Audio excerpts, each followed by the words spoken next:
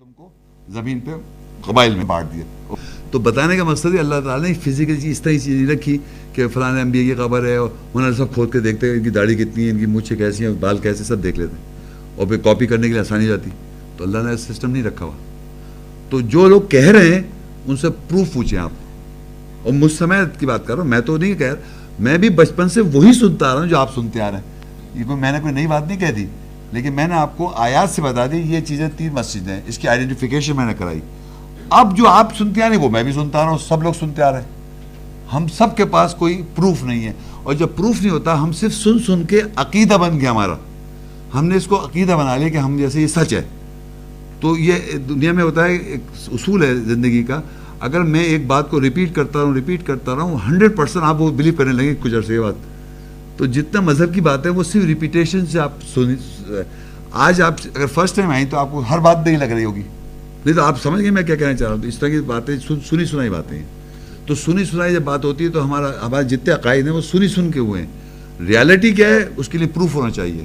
کوئی ہماری کوئی دشمنی تھوڑی کہ نعوذ باللہ کا فرض کے محمد صلی اللہ علیہ وسلم کی واقعی ایکچوئل خبر ہے تو میں کیوں نہیں مانوں گا. مگر میں تو کہہ رہا ہوں پہلے تو اول تو اور اہل تشیع کا بلکہ پوری امت کا اجماع ہے.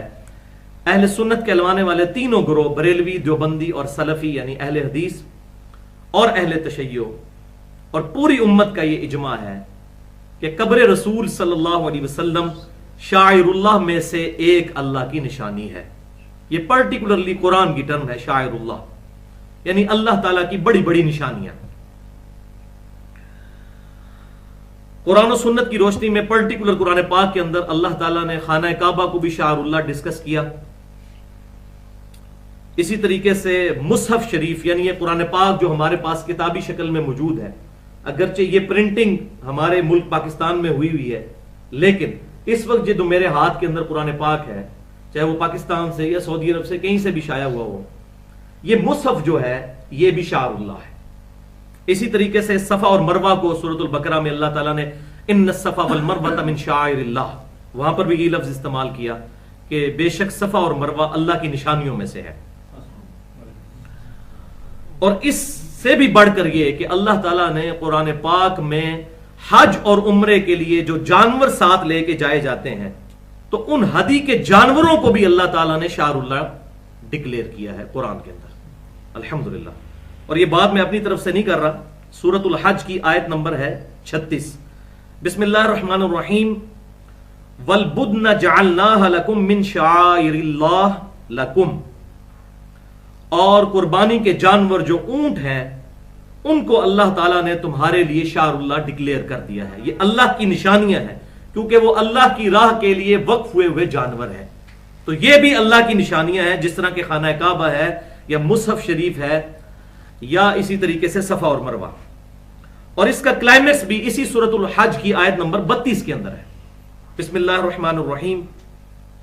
خانہ کعبہ اور ہدی کے جانور جو حج اور عمرے کے لیے ساتھ لے جائے جاتے ہیں ان کے کانٹیکسٹ میں پرٹیکولر یہ آیت ہے سورۃ الحج میں, وَمَن يُعَظِّمْ شَعَائِرِ اللَّهِ, اور جو کوئی تعظیم کرے گا شاعر اللہ کی, فَإِنَّهَا مِن تَقْوَى الْقُلُوبِ, تو بے شک یہ دلوں کے تقوی سے. تو تقوی کا ایک لٹمس ٹیسٹ تو میں نے پچھلی دفعہ بتایا تھا, امام کائنات صلی اللہ علیہ وسلم کا ادب اور احترام کرنا.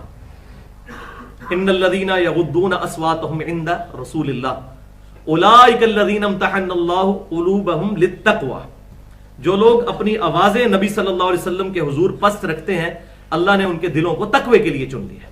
اور ایک لٹمس ٹیسٹ یہ بھی آیا تقوی کا کہ پرہیزگار وہ شخص ہے جو اللہ کی راہ کا جانور وقف ہو چکا ہے, جس کی نسبت اللہ کے ساتھ ہو چکی ہے, چاہے وہ جانور ہے, اس کا احترام کرنے والا ہے, خانہ کعبہ کا احترام کرنے والا ہے, تو وہ شخص بھی متقی اور پرہیزگار ہے. اندازہ کریں.